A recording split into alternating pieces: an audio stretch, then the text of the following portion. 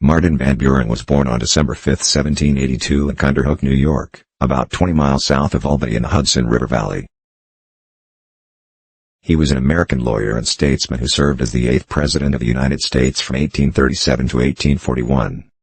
A founder of the Democratic Party, he previously served as the 9th Governor of New York, the 10th Secretary of State of the United States, and the 8th Vice President of the United States. The president under our system, like the king in a monarchy, never dies. No evil can result from its inhibition more pernicious than its toleration. New and inexhaustible sources of general prosperity have been opened, the effects of distance have been averted by the inevitable genius of our people. As to the presidency, the two happiest days of my life were those of my entrance upon the office and my surrender of it. There is a power in public opinion in this country, and I thank God for it, for it is the most honest and best of all powers, which will not tolerate an incompetent or unworthy man to hold in his weak or wicked hands the lives and fortunes of his fellow citizens. Those who have wrought great changes in the world never succeeded by gaining over chiefs, but always by exciting the multitude. The first is the resource of intrigue and produces only secondary results, the second is the resort of genius and transforms the universe. I tread in the footsteps of illustrious men, in receiving from the people the sacred trust confided to my illustrious predecessor. The less government interferes with private pursuits, the better for general prosperity. War could never be the result of individual or irresponsible will, but must be a measure of redress for injuries sustained. The atonement of Jesus Christ is the only remedy and rest for my soul. In time of peace there can, at all events, be no justification for the creation of a permanent debt by the federal government. Its limited range of constitutional duties may certainly under such circumstances be performed without such a resort. There is but one reliance. Banks properly established and conducted are highly useful to the business of the country, and will doubtless continue to exist in the states so long as they conform to their laws and are found to be safe and beneficial. On receiving from the people the sacred trust twice confided on my illustrious predecessor, and which he has discharged so faithfully and so well, I know that I cannot expect to perform the arduous task with equal ability and success.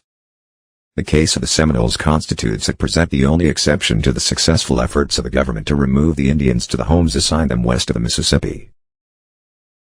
It affords me sincere pleasure to be able to apprise you of the entire removal of the Cherokee Nation of Indians to their new homes west of the Mississippi. The condition of the tribes which occupy the country set apart for them in the West is highly prosperous, and encourages the hope of their early civilization. They have for the most part abandoned the hunter state and turned their attention to agricultural pursuits. I only look to the gracious protection of the divine being whose strengthening support I humbly solicit, and whom I fervently pray to look down upon us all.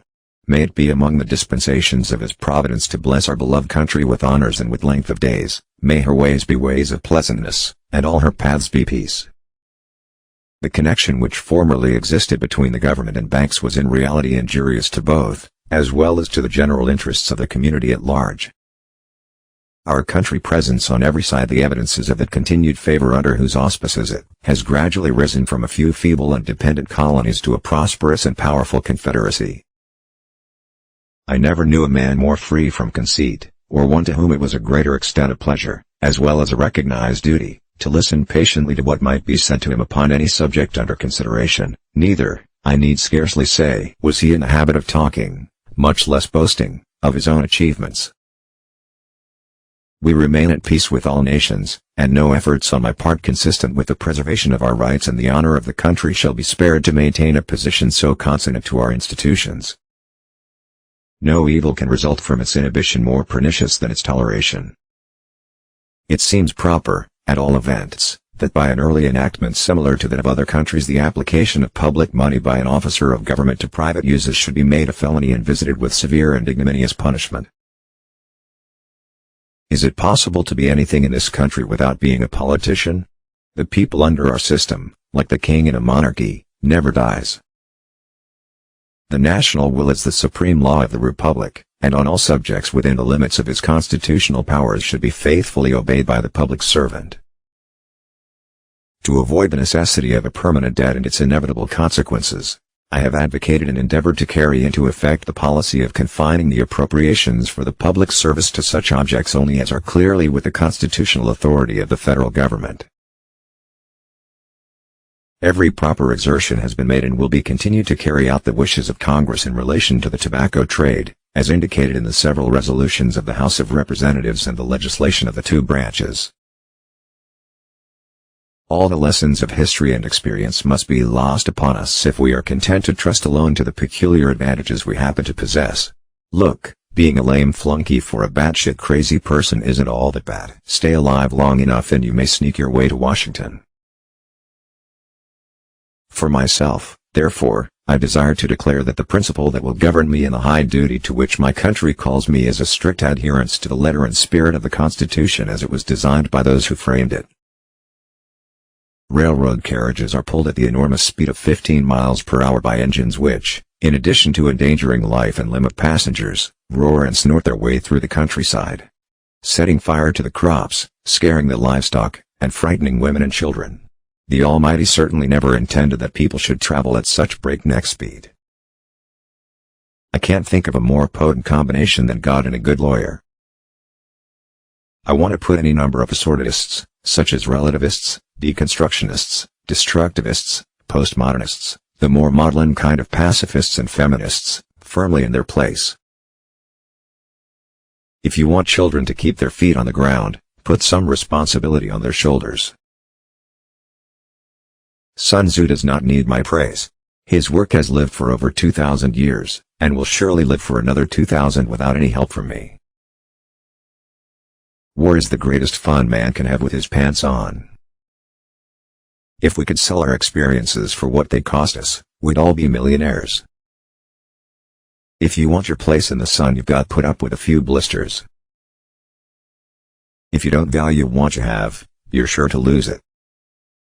Between Russia and the United States, sentiments of good will continue to be mutually cherished. Thirst, hunger, heat, cold, discomfort, exhaustion, sleep deprivation, fear, and often pain and suffering as well all remain exactly what they have been since time immemorial. Any commander worth his salt will make sure his troops will get habituated to them, as far as possible, before he leads them on campaign. However, to speak with Epaminondas, the place to achieve this is the field and not the gym or the playing court. The members of football teams do not enter the field hungry. Should they suffer a serious injury, they expect to be evacuated and taken care of immediately.